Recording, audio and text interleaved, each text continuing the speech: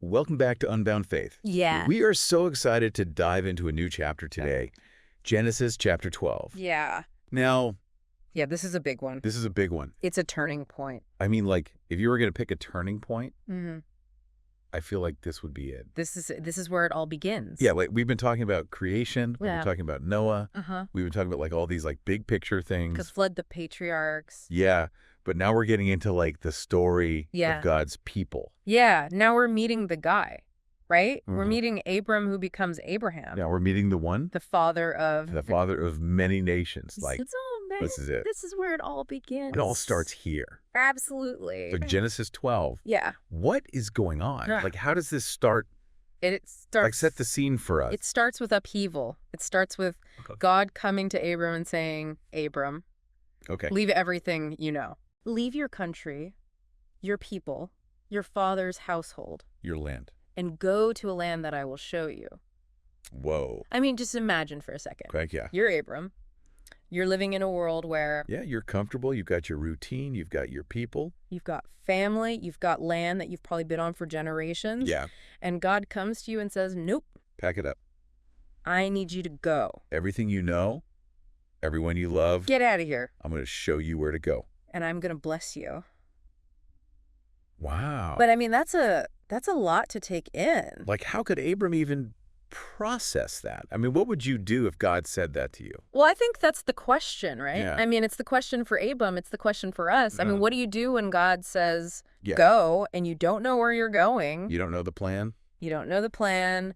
You don't know the details. and you just have to trust. You just have to trust. It's a huge leap of faith. It is a huge leap of faith. But you know what's interesting to me is it's not just like, go and figure it out. Right. It's go and I'm gonna be with you. Absolutely. Like, there are promises attached to this call. Oh, yeah. God doesn't just say go. He says, I'm going to make you into a great nation. A great niche. I'm going to bless you. I'm going to make your name great. Your name great, yeah. And all peoples on earth will be blessed through you.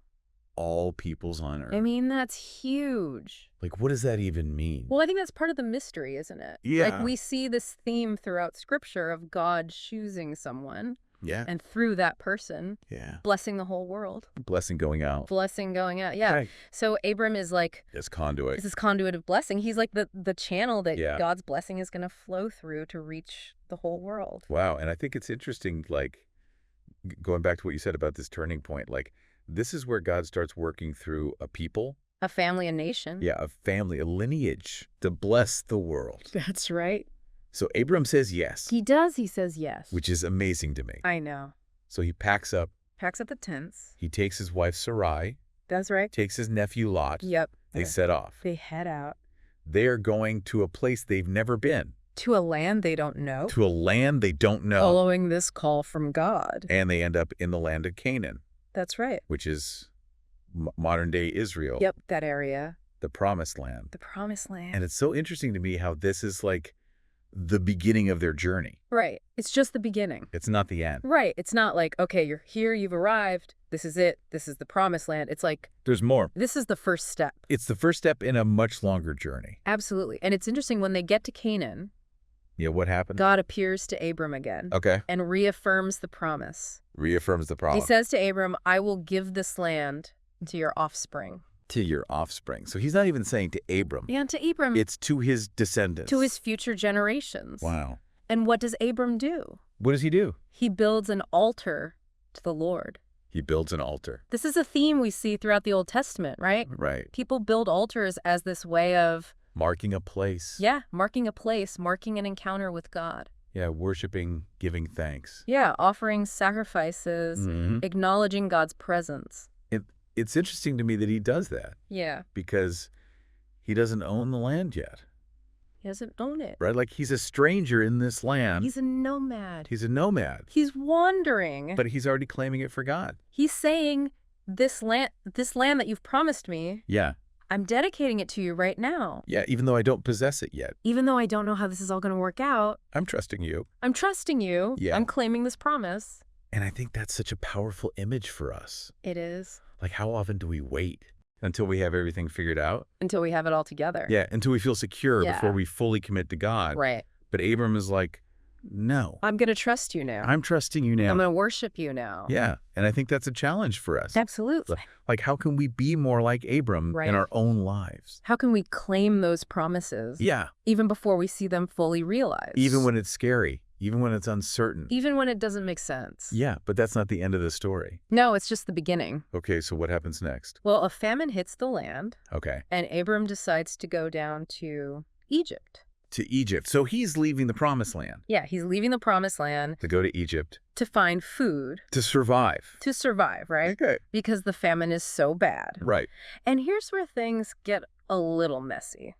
Okay, a little messy. How so? Well, Abram's afraid. Okay. He's afraid that the Egyptians will see his wife Sarai, and they'll want her, Oh, and they'll kill him in order to take her. oh, so he comes up with this plan. Yeah, not a great plan. Not a great plan. But he tells Sarai to pretend that she's his sister. To protect himself. Yeah, to protect himself. So he's choosing his own safety Yeah. over his wife's well-being. Over honesty, over integrity. Wow.